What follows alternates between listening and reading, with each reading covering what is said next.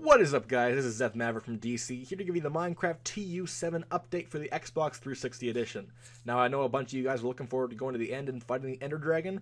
That is not going to happen in this update. That is coming in a later update, so keep your eyes open on 4J, and we'll see where that goes. However, there's a lot of other cool stuff that comes in this update.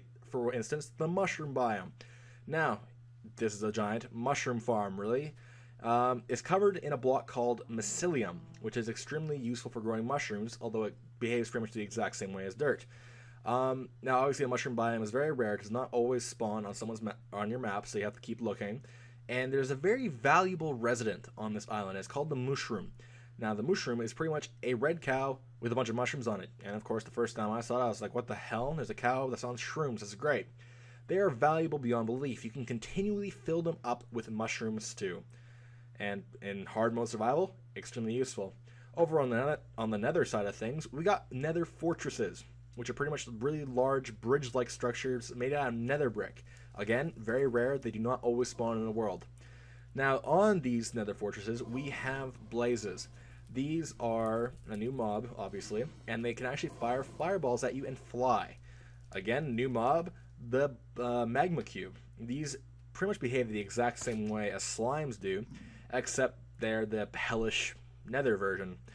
As they jump, they will leave a little thing of fire depending on their size, and it's kind of scary. A new update as well, the experience bar. Now, this is pretty much the exact same thing as Pokemon.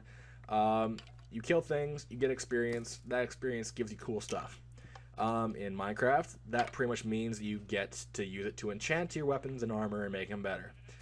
New update as well, breeding. Of course, everyone was looking forward to this, seeing a bunch of animals make out. Oh god. So, what you gotta is you gotta feed them wheat, and pretty much they make babies. Pretty simple. So, with sheep at least, you use wheat, and you have a chance of the baby having the parent's wool, no matter what that wool is. So if you dye your sheep and want a certain type of wool, like blue or purple, you dye your sheep, you let them go into love mode, and they will produce a calf or a lamb with that color. This time it came out purple. Chickens are a little stubborn. They do not use wheat, but they do react to wheat seeds. So you feed the chickens those seeds. They skip the whole egg-laying process and just poop out a little chick, which is kind of wrong. Now, the one thing about love mode and babies is that the parents will follow their babies around for approximately 5 minutes. However, if you don't have time for love mode, you can still just throw a lot of eggs and get chicks that way. You will not get a full-grown chicken anymore. It will come out as a chick. Pigs in this update use wheat, but in later updates, they will use carrots to enter love mode and produce a piglet. And the weird thing about cows is you use wheat, and I've found this a lot when I've been making them make out, is they'll kind of look at you afterwards as though you were recording it.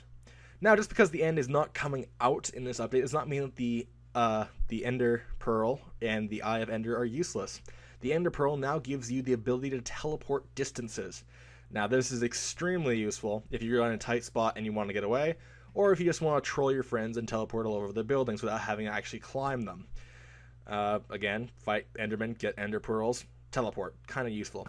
Now, the Eye of Ender is also extremely useful. It will fly in the direction of the stronghold with the end portal in it.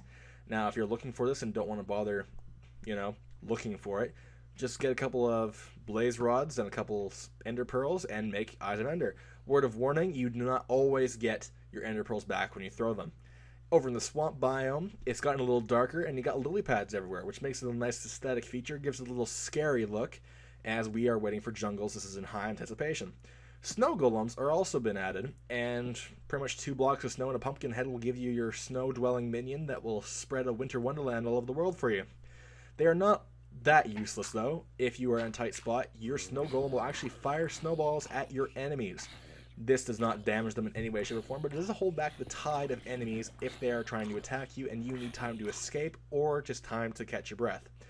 New blocks added are the end stone, nether brick, mycelium, nether stairs, nether fence, end stone, enchanting table, brewing stand, and cauldron. Those are all the new items.